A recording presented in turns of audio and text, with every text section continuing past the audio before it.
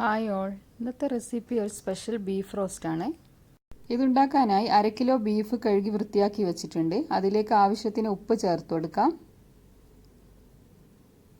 1/4 teaspoon മഞ്ഞൾപ്പൊടി, 1/2 teaspoon മുളക് പൊടി,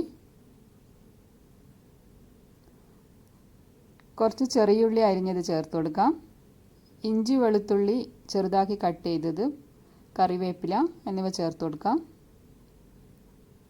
1/4 ടീസ്പൂൺ പെരുംജീരകം പൊടിച്ചത് ചേർത്ത് കൊടുക്കുന്നുണ്ട്. ഇത് ചേർത്ത് നല്ലപോലെ ഇതൊന്ന് മിക്സ് ചെയ്ത് കൊടുക്കണം. ഇനി ഇതൊന്ന് 15 മിനിറ്റ് റെസ്റ്റ് ചെയ്യാൻ മാറ്റി വെച്ചതിന് ശേഷം ഇതിലേക്ക് കുറച്ച് വെള്ളം ചേർത്ത് കുക്കറിൽ വേവിച്ചെടുക്കാം. ബീഫ് കുക്കായാൽ തീ ഓഫ് ചെയ്ത് ഇത് മാറ്റി വെക്കാം. ഇനി ഒരു പാൻ വെച്ച് അതിലേക്ക് 2 ടേബിൾ സ്പൂൺ വെളിച്ചെണ്ണ ഒഴിച്ചു കൊടുക്കാം. ഇതിലേക്ക് ചെറുതാക്കി കട്ട് ചെയ്ത ഇഞ്ചി വെളുത്തുള്ളി പച്ചമുളക് കറിവേപ്പില ചേർത്ത് കൊടുത്തിട്ടുണ്ട്. ഇതൊന്ന് വഴന്ന് വന്നാൽ അതിലേക്ക് 1/2 കപ്പ് ചെറിയുള്ളി അരിഞ്ഞത് ചേർത്ത് കൊടുക്കാം. ഇനി ഇതിലേക്ക് ഒരു വലിയ ഉള്ളി അരിഞ്ഞത് ചേർത്ത് കൊടുക്കുന്നുണ്ട്. അതും കൂടി ചേർത്ത് ഇത് നല്ലപോലെ ഇതൊന്ന് വഴറ്റിയെടുക്കണം. ഗോൾഡൻ ബ്രൗൺ കളറാകുന്നവരെ വഴറ്റിയെടുക്കണം. ഇതിലേക്ക് കുറച്ച് ഉപ്പ് ചേർത്ത് കൊടുത്തിട്ടുണ്ട്.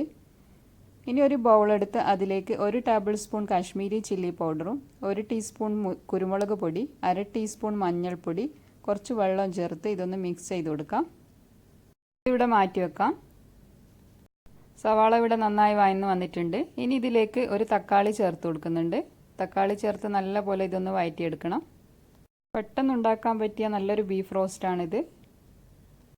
തക്കാളി ഇവിടെ നന്നായി വഴന്ന് വന്നിട്ടുണ്ട്. ഇനി ഇതിലേക്ക് നമ്മൾ നേരത്തെ തയ്യാറാക്കി വെച്ച മുളകിൻ്റെ മിക്സ് ചേർത്ത് കൊടുക്കാം.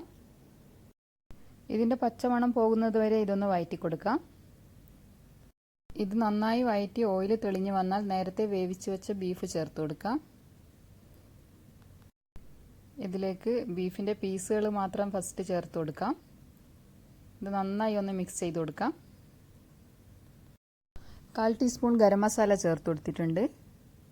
ഇനി ഇതിലേക്ക് നേരത്തെ വേവിച്ച് വെച്ച ബീഫിൻ്റെ വെള്ളം ചേർത്ത് കൊടുക്കാം.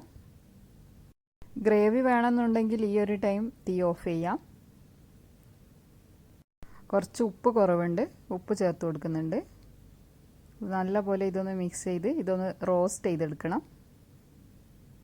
ഞാൻ നല്ലപോലെ ഇത് വറ്റിച്ചെടുക്കുന്നുണ്ട്. ഇനി ഇതിലേക്ക് ലാസ്റ്റ് കുറച്ച് മല്ലിയില ചേർത്ത് തീ ഓഫ് ചെയ്യാം. മസാലകളൊക്കെ നിങ്ങളുടെ ഇഷ്ടത്തിനനുസരിച്ചിട്ട് ചേർത്ത് കൊടുക്കാം. എരിവിനനുസരിച്ചിട്ട് ചേർത്താൽ മതിയാവും. ഇതിപ്പോൾ ഇവിടെ റെഡി ആയിട്ടുണ്ട്. ഇനി ഇതൊരു പ്ലേറ്റിലേക്ക് മാറ്റി കൊടുക്കാം. നല്ല ടേസ്റ്റി ആയിട്ടുള്ളൊരു ബീഫ് റോസ്റ്റാണിത്.